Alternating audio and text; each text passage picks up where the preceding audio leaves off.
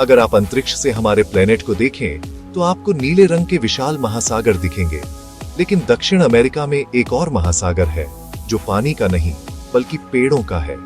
ये है अमेजन वर्षावन, एक बहुत बड़ा अंतहीन सा हरा भरा इलाका जो लाखों वर्ग किलोमीटर में फैला हुआ है।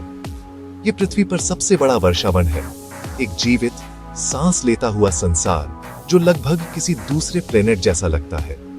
ये इतना घना, इतना विशाल है कि हम इसे प्लेनेट का अभेद्य हरा महासागर कहते हैं। सूरज की रोशनी, इसकी घनी कैनोपी, पेड़ों की सबसे ऊपर की परत को भेदने में संघर्ष करती है, और इसके नीचे एक गहन रहस्यमयी दुनिया है जहां जीवन ने हजारों सालों से अपना ही एक अनोखा रास्ता अपनाया है जो समय के साथ ज्यादातर अछूता रहा है। यहाँ की हवा नम मिट्टी, सड़ी हुई पत्तियों और हजारों अलग अलग फूलों की मीठी खुशबू से भरी है। आवाज एक लगातार बजती सिम्फनी जैसी है, कीड़ों की भिनभिनाहट, मेंढकों की आवाजें और पेड़ों से गूंजती बंदरों की दूर की चीखें। यह अविश्वसनीय विविधता वाली दुनिया है। इस जंगल के कुछ ही एकड़ में पूरे उत्तरी अमेरिका से ज्यादा पेड़ पौधों की प्रजातियां हैं। हर पत्ता, हर टहनी और मिट्टी का हर टुकड़ा जीवन से भरा है, जिसमें से अधिकांश अभी भी विज्ञान के लिए अज्ञात है।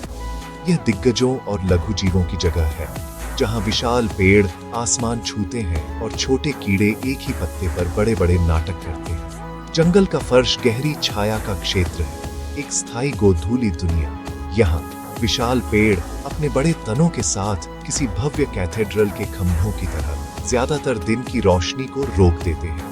जमीन गिरी हुई पत्तियों, टहनियों और फफूंद का एक नरम कालीन है जो लगातार मिट्टी में रिसाइकिल होता रहता है, जिससे नए जीवन को शुरू करने के लिए पोषक तत्व मिलते हैं। इस दुनिया में चलना एक चुनौती है।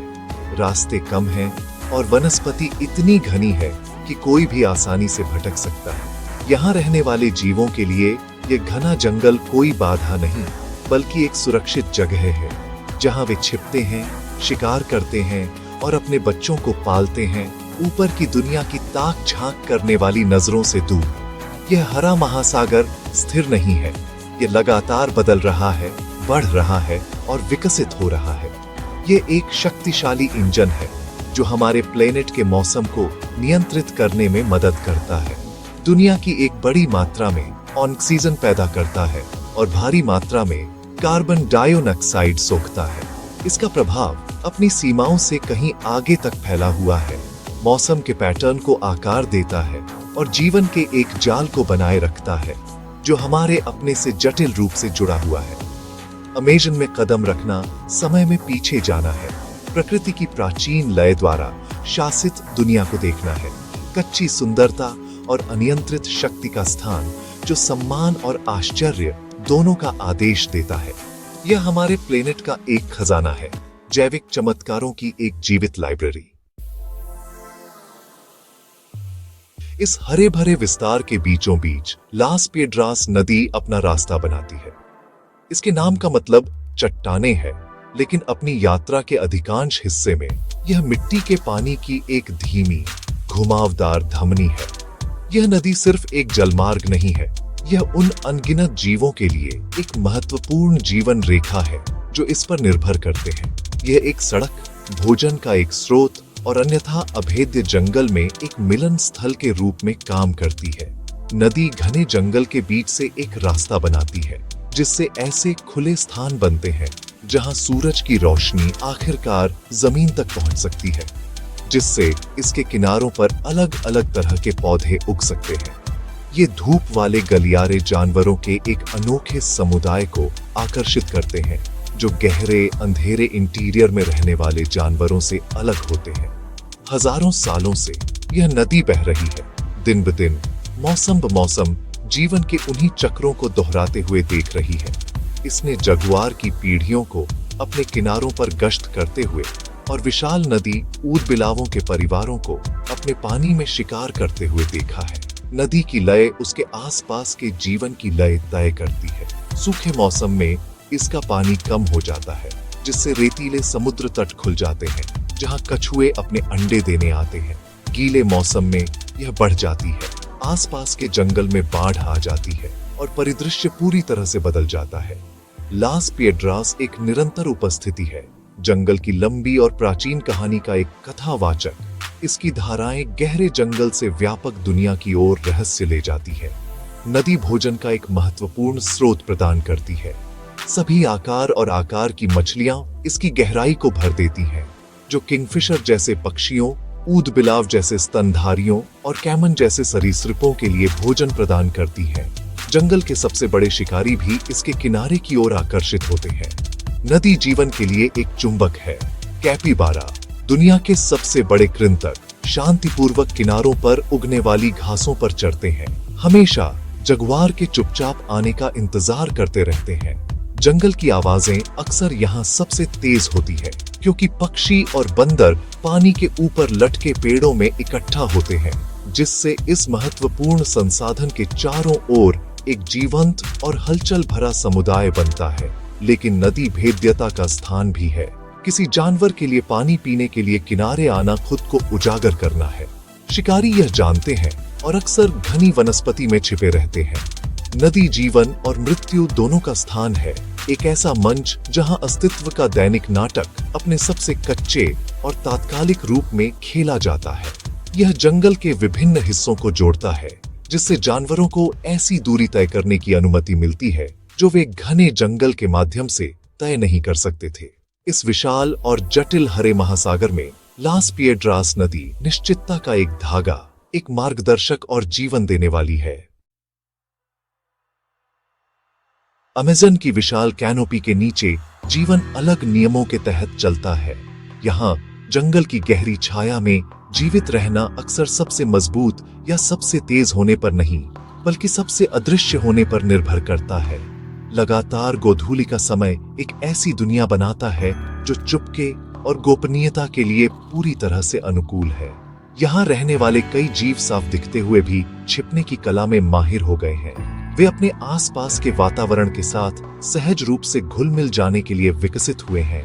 उनके रूप और रंग पत्तियों, टहनियों और छाया की नकल करते हैं। यह एक ऐसी दुनिया है जहां आपको करीब से देखना होगा, क्योंकि जो एक सूखी पत्ती लगती है वह अचानक पंख खोलकर उड़ सकती है।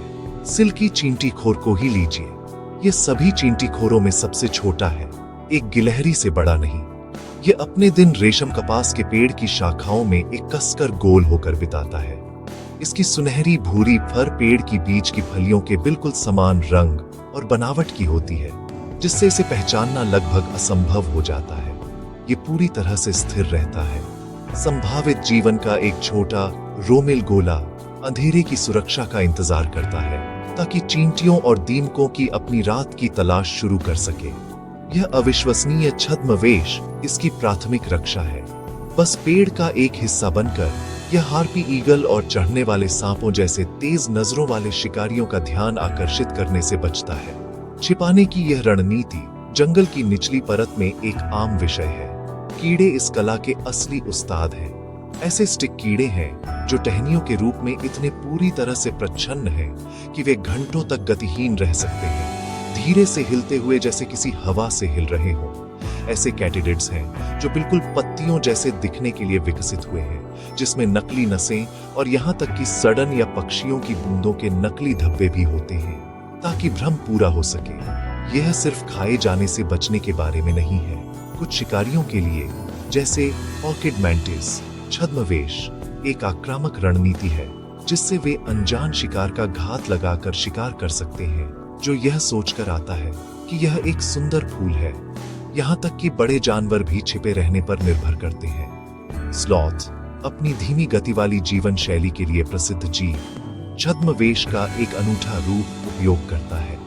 इसके खुरदुरे खांचेदार बाल शैवाल के बढ़ने के लिए एक आदर्श घर प्रदान करते हैं, जिससे इसके कोट को हरा रंग मिलता है, जो इसे पेड़ों की काई वाली शाखाओं के साथ घुलने मिलने में मदद करता है। यह जीवित भेस इतना प्रभावी है कि स्लॉथ उल्टे लटक सकता है, पूरी तरह से उजागर, फिर भी नीचे के शिकारियों द्वारा अनदेखा रहता है। जंगल के अंधेरे और जटिल संसार में अनदेखा रहना सुरक्षित रहना है। यह लुका छिपी का एक शांत घातक रूप से गंभीर खेल है, जिसे हर प्राणी को जीवित रहने के लिए खेलना पड़ता है। अमेज़न में छद्मवेश सिर्फ रंग के बारे में नहीं है। यह आकार, बनावट और व्यवहार से जुड़ा एक परिष्कृत धोखा है। जंगल प्रकाश और छाया का एक मोज़ेक है और इसके निवासियों ने इस जटिल पृष्ठभूमि में घुल मिल जाने के असाधारण तरीके विकसित किए हैं। यहाँ जीवित रहना देखने और देखे जाने के बीच एक निरंतर लड़ाई है। हर प्राणी इस अथक प्रतियोगिता का हिस्सा है। एक शिकारी की सफलता अपने शिकार के छद्मवेश को भेदने की उसकी क्षमता पर निर्भर करती है, जबकि शिकार का जीवन उसके भेस के सही होने पर निर्भर करता है। इस विकासवादी हथियारों की दौड़ ने प्राकृतिक दुनिया में कुछ सबसे उल्लेखनीय धोखे पैदा किए हैं। स्लॉथ इस कला में एक मास्टर क्लास प्रदान करता है। इसकी धीमी, जानबूझकर की गई हरकतें इसके भेस का एक महत्वपूर्ण हिस्सा है। एक तेज गति वाला जानवर तुरंत शिकारी की नजर में आ जाएगा, लेकिन स्लॉथ इतनी धीमी गति से चलता है कि यह मुश्किल से ही हरकत के रूप में दर्ज होता है। यह सिर्फ पत्तीदार कैनोपी का एक और हिस्सा लगता है, लेकिन इसका छद्मवेश और भी जटिल है। इसकी फर के भीतर एक पूरा पारिस्थितिकी तंत्र लघु रूप में रहता है। एक प्रकार की पतंग केवल स्लॉथ की फर में रहती है, संभोग करती है और अंडे देती है।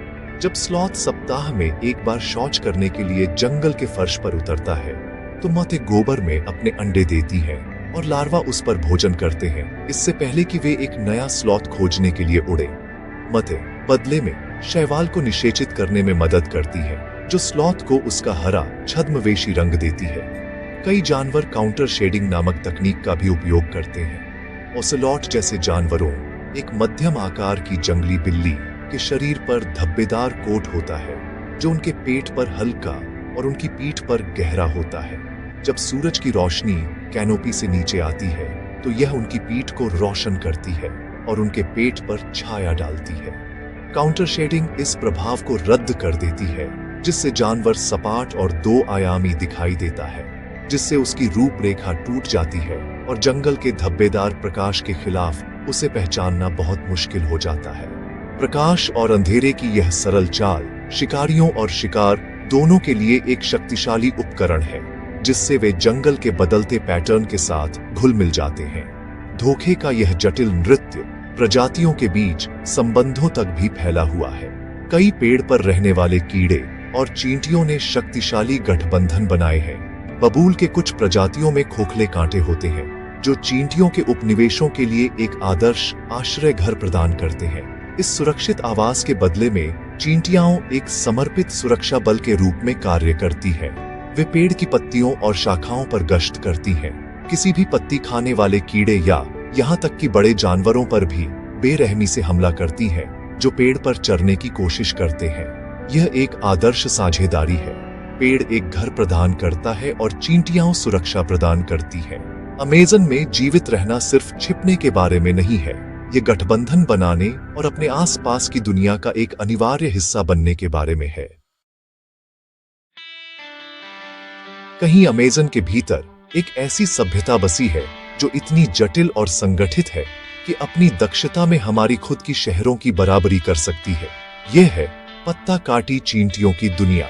उनके विशाल भूमिगत घोंसले लाखों सदस्यों को आश्रय देते हैं और इनकी सामाजिक व्यवस्था टीम वर्क और विशेषज्ञता का एक अद्भुत उदाहरण है। आप उनके काम को जंगल की जमीन पर बनी लंबी साफ सड़कों के रूप में देख सकते हैं, जिन पर चींटियों की कतारें एक के पीछे एक चलती हैं। हर चींटी हरे पत्ते का एक टुकड़ा अपने सिर के ऊपर ऐसे उठाए चलती है जैसे कोई झंडा हो। ऐसा लगता है जैसे जंगल का एक हिस्सा ही चल पड़ा हो। हरे रंग की एक नदी किसी छुपे हुए ठिकाने की ओर बहती जा रही है। ये चींटियां पत्ते खाती नहीं है, ये किसान हैं और पत्ते उनके कृषि कारोबार का कच्चा माल है। वे इन पत्तों को अपने विशाल भूमिगत घोंसलों में ले जाती हैं। भीतर छोटी आकार की खास कामगार चींटियां जिम्मेदारी संभालती हैं। वे पत्तों को चबाकर गूदा बनाती हैं, उसमें अपनी लार और मल मिलाती हैं। यह गूदा फिर एक खास किस्म के फफूंद को उगाने के लिए इस्तेमाल किया जाता है। यही फफूंद इन चींटियों का एकमात्र भोजन है। असल में इन्होंने इसे पाल लिया है। वे अपने फफूंद के बगीचों की बहुत देखभाल करती हैं, किसी भी दूसरे फफूंद को हटा देती हैं और अपने फफूंद को पनपने के लिए सब कुछ देती है। इस पूरी व्यवस्था के लिए जो संगठन चाहिए वह वाकई हैरान करने वाला है। समाज अलग अलग वर्गों में बंटा है, हर एक का अपना खास काम है। सबसे बड़ी चींटियां, सैनिक, उनके पास विशाल जबड़े होते हैं और ये कॉलोनी की रक्षा करती है।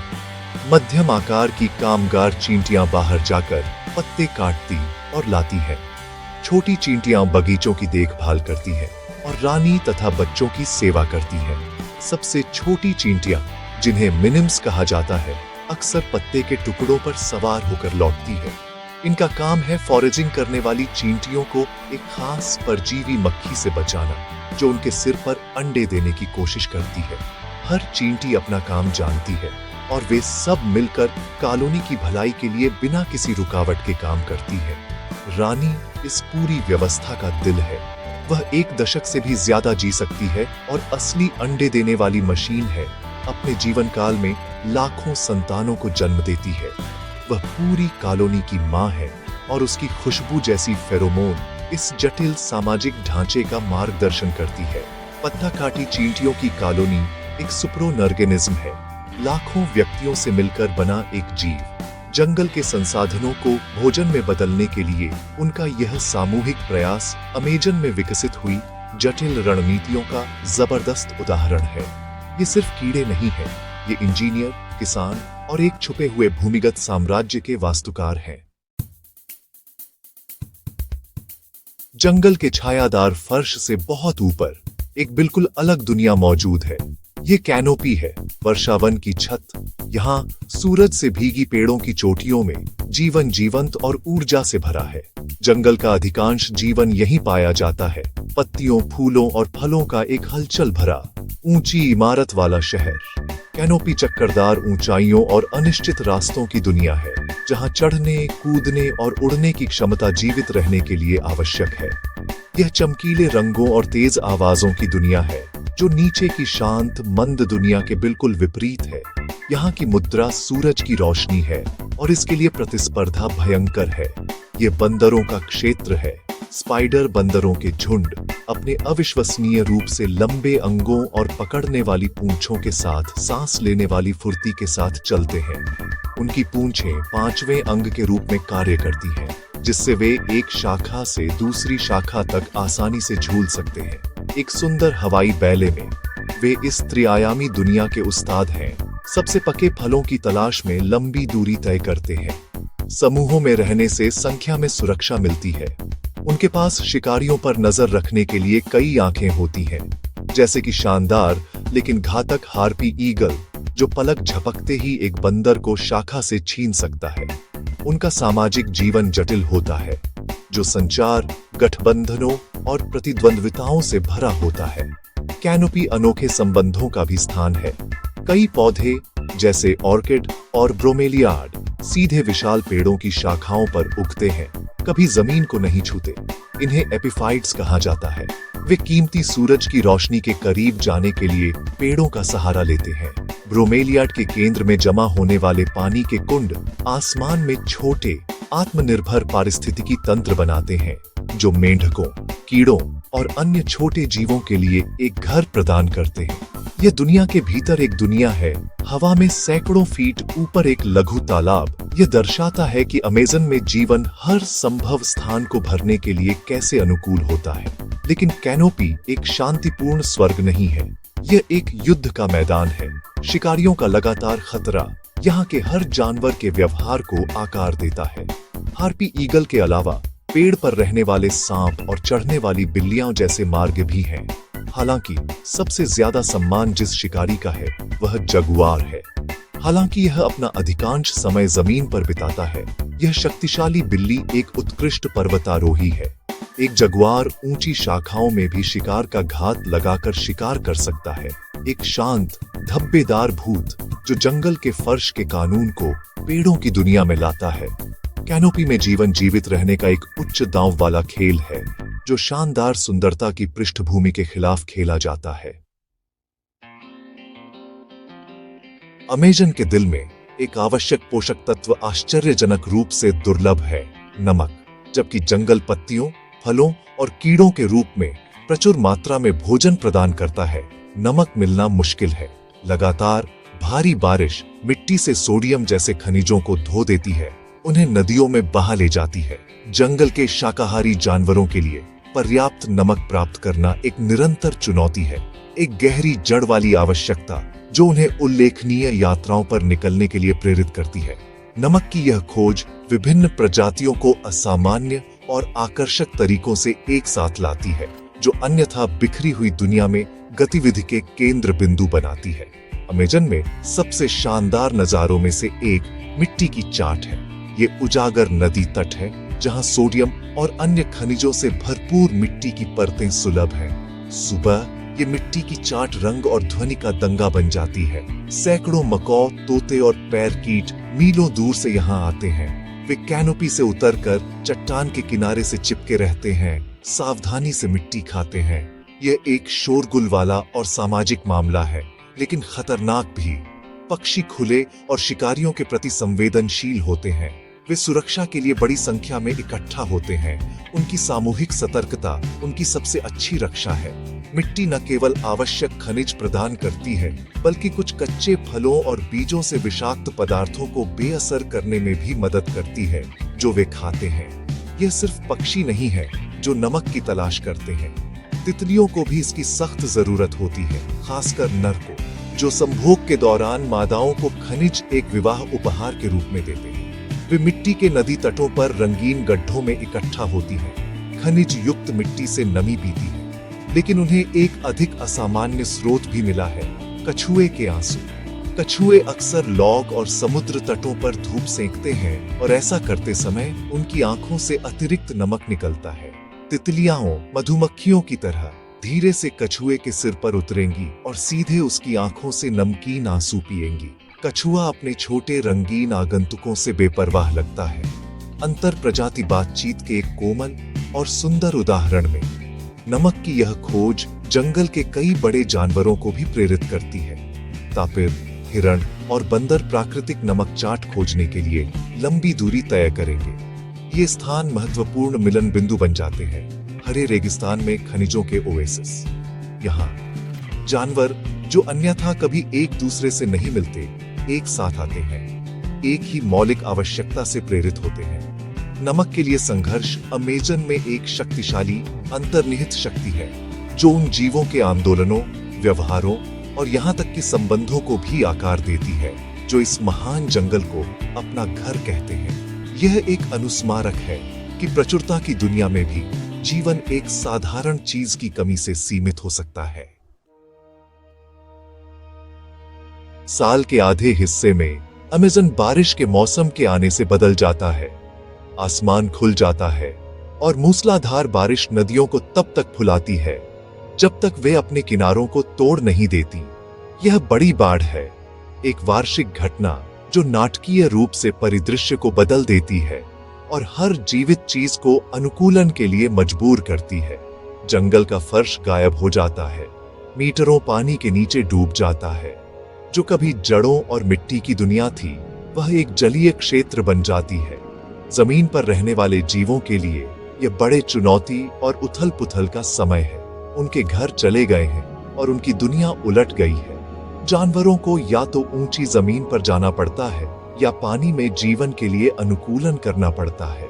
कई कीड़े, मकड़ियाओं और अन्य छोटे जीव पेड़ों में एक हताश चढ़ाई करते हैं, कैनोपी में शरण लेते हैं। आर्माडिलो और चींटीखोर जैसे जमीन पर रहने वाले स्तनधारियों के लिए बाढ़ एक खतरनाक समय है।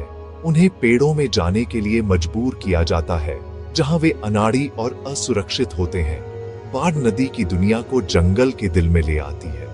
मछलियां अब पेड़ों के तनों के बीच तैरती हैं, उसी जगह जहां जगुआर टहला करते थे। यह एक अवास्तविक और भ्रामक परिवर्तन है, दो अलग अलग दुनियाओं का एक अस्थायी विलय। लेकिन कुछ प्रजातियों के लिए बाढ़ अवसर लाती है। विशाल नदी ऊद बिलाव, सामाजिक और बुद्धिमान शिकारी इस विस्तारित जलीय क्षेत्र में पनपते हैं। वे अब बाढ़ वाले जंगल के भीतर गहराई तक मछली का शिकार कर सकते हैं। उनकी शक्तिशाली पूंछें और जालीदार पैर उन्हें पूरी तरह से घर जैसा महसूस कराते हैं। ब्लैक कैमन अमेज़न बेसिन का सबसे बड़ा शिकारी भी लाभ उठाता है। बाढ़ उसे एक बहुत बड़ा शिकार का मैदान देती है। वह लगभग पूरी तरह से डूबा हुआ अपनी आंखें और नथुने बस सतह से ऊपर घात लगाकर इंतजार कर सकता है। ऊपर की शाखाओं में एक अनजान बंदर या पक्षी के घातक गलती करने का इंतजार करता है। बाढ़ द्वारा बनाए गए अस्थायी झीलों और चैनलों में जीवन समृद्ध है।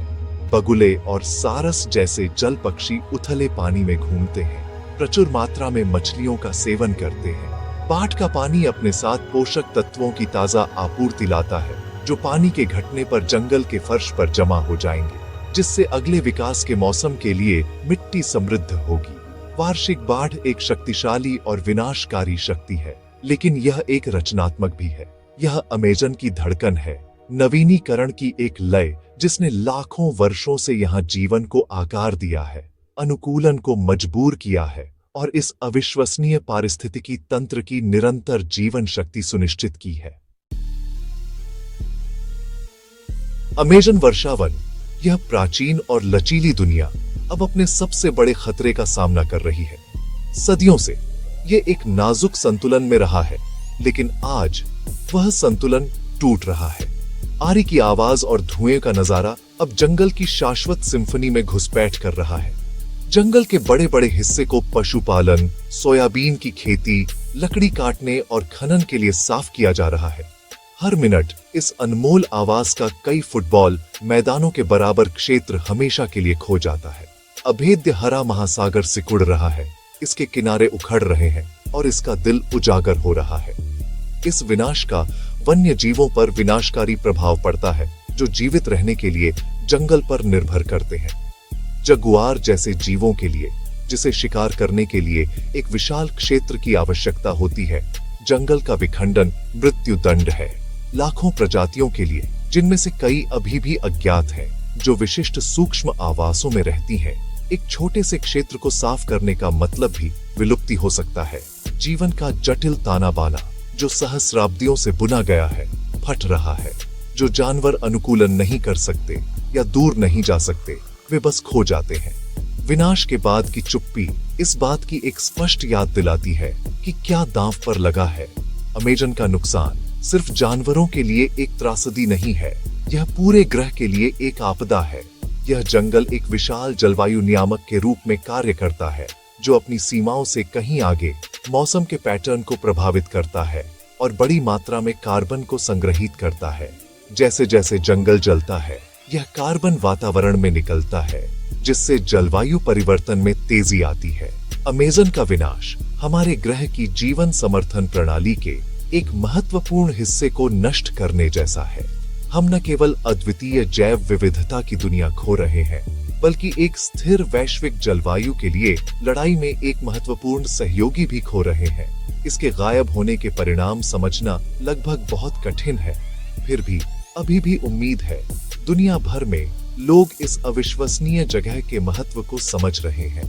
संरक्षण संगठन, स्वदेशी समुदाय जो जंगल के पारंपरिक संरक्षक हैं, और समर्पित वैज्ञानिक जो बचा है, उसे बचाने के लिए अथक प्रयास कर रहे हैं। वे संरक्षित क्षेत्र बना रहे हैं, टिकाऊ प्रथाओं को बढ़ावा दे रहे हैं और जंगल को आवाज देने के लिए लड़ रहे हैं। अमेजन का भविष्य हमारे हाथों में है। हमें यह पहचानना चाहिए कि यह हरा महासागर शोषण के लिए एक असीमित संसाधन नहीं है, बल्कि एक नाजुक, अपूरणीय खजाना है, जिसे हमें भविष्य की सभी पीढ़ियों के लिए संरक्षित करने की जिम्मेदारी है। इस रहस्यमय दुनिया का अस्तित्व हमारे अपने से आंतरिक